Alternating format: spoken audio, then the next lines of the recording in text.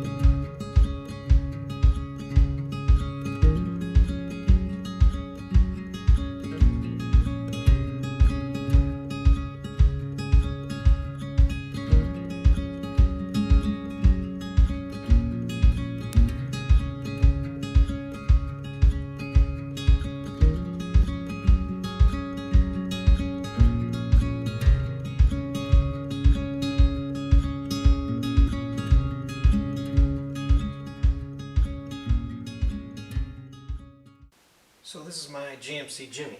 I don't know, can't remember if it's 2000, 2001, but it's the two-door version. And originally, me and a friend of mine got it as a trade-in at our, we have a little car lot, and somebody traded this in about three or 4 years ago, and it was the first year of the Gambler 500 in Detroit. So we decided we'd use this because it was pretty beat up when we got it. I mean, all the dents and everything that's in it is pretty much what it looked like when we got it, minus the, still had the top on it. So this was probably the biggest modification we did, but I figured before we started working on it, or before I started working on it, I would show you around some of the modifications that I've done over time. So the biggest modification obviously is the removal of the back. Apparently there was a concept car in the late 90s or early 2000s of what looked like this pretty much. So that was kind of our inspiration. So, you know, we cut the top off. We removed the majority of the interior. All the carpets, all the plastic on the sides is gone. Door panels are gone. The only thing left is the dash and the seats, obviously. And then last year I added this roll bar.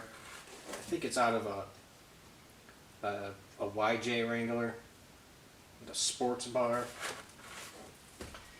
I think I found it. I think it was like 50 bucks, and it fit in there all right. I don't think it's going to pass any safety inspections, but it's more for looks, and I kind of wedged it in there to help keep the cab from flexing so much when you're going over like washboarded roads. You could really see like everything just kind of moving around when you hit a lot of like bumps and stuff when you're going fast. So it helped with that. Spare tire holder, that's the factory one, that's how it was, although I put a full-size tire in there. And we'll move on to I guess the tires and stuff. Tires. So I got some 265 by 75 tires on here, on Dodge Ram rims. The reason for the Dodge Ram rims and tires is I bought the tires and the rims for $100, set of 4, with, they don't have much tread left on them, but they're good enough for this. It's hard to find 16-inch rims in the lug pattern that this truck has, 5x4 and 3/4. So I had to get wheel adapters because Dodge Ram's like 5x5.5, I think. And I used to have 31 10.5s on it, on the factory rims, but I wanted to go a little bit bigger. These are, if you do the online conversion, they're about, they say they're only a ½ inch taller, but if you hold them up side by side, they're almost a full inch taller. So they're closer to 32s, I think. Um, but if you go and measure a 31 10.5, it don't measure to be 31 inches, no matter how. If it's on a rim, off a rim, it's usually like 29 inches. And these are about 30. So they're about an inch taller. 3/4 maybe. And the lift on the back, after we cut the roof off and gutted the interior, the back end sat up about 2 inches higher. So there's no actual lift, it's just like a weight reduction. And it just made it sit up higher in the back. So these have torsion bar front suspension. So I just cranked up the front torsion bars all the way, lift the front up 2 inches, and there you go. So it sits up 2 inches higher than it used to. Doesn't really have a lift on it, but so that all cost me $0. I guess it cost me, I guess a couple dollars for some saw blades, but that's about it. The Snorkel, this is just a piece of 3-inch exhaust tubing. I got it at a local muffler shop. I think he charged me like 25 bucks or something like that for this piece of pipe, and then I had him put a bend in it up here, and right there is where it bolts. I got a bolt going through the bottom and then through the roof, so that's how it's attached. And also got a bracket down here that helps hold the bottom of it, and then a 45-degree angle, like rubber, I don't know what you call this, rubber hose. And then that goes to one of those flexible hoses that run inside the fender and connect to the airbox. This is somewhat essential for the Gambler 500, and I would say Bundy Hill, but definitely for the Gambler if you're not driving something that is like a Jeep where the air cleaner is kind of set up to go through some pretty deep water without sucking up water. Because I think if you go back and watch the video, I drove through what was basically a pond that was so deep that at one point I was floating and I lost traction, and I kind of drifted over like a little bit before all of a sudden I caught traction again and then came out. Oh, I like you all dude. Oh boy.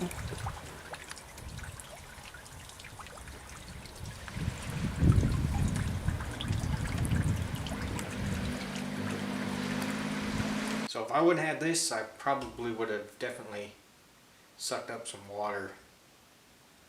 So, but they don't really make a snorkel for these. At least I haven't seen one. So this whole thing probably cost me.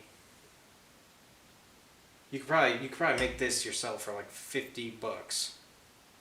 I would say, because this, if you could find somebody to make you a pipe like this, and then the rest of this stuff, probably about 50 bucks. The only other two modifications are the ones I did to the differentials. The front one, I welded up that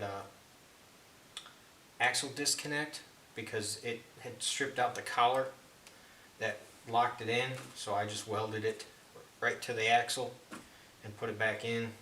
Another thing you can do is get an extension housing off of a Bravada, because those had all-wheel drive, so they didn't have that disconnect, and that's what a lot of people do. It's probably a little bit more, it'd probably be more reliable than what I did, was just weld all that junk together, but I was trying to save some money.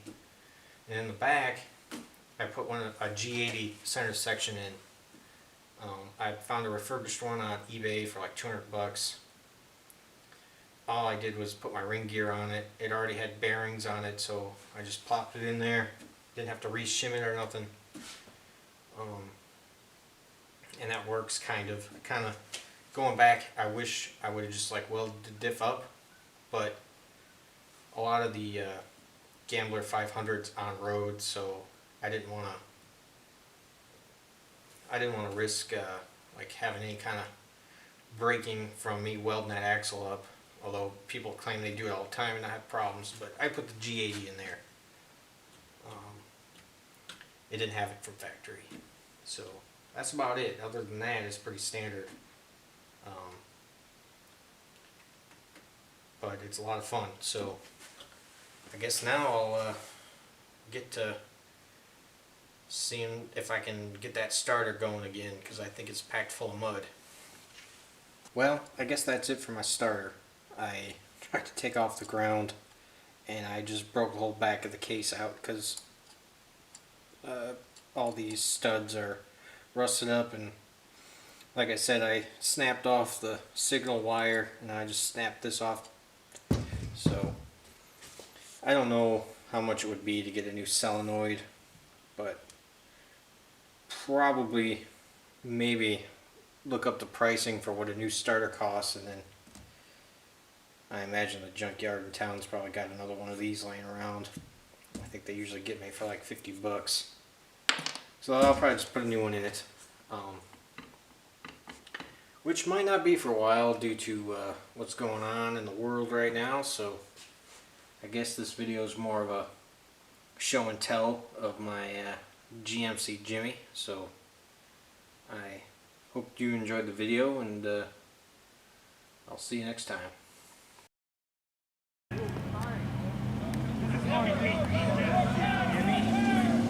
Oh, Jimmy! Take it!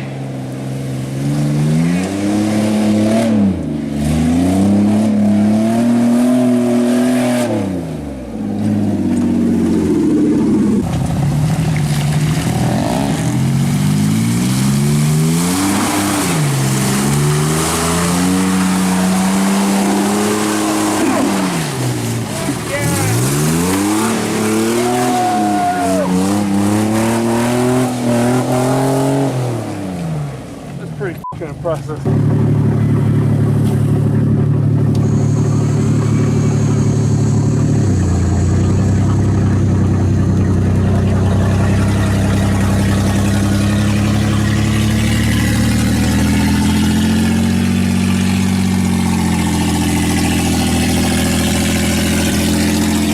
Whoa! Another casualty.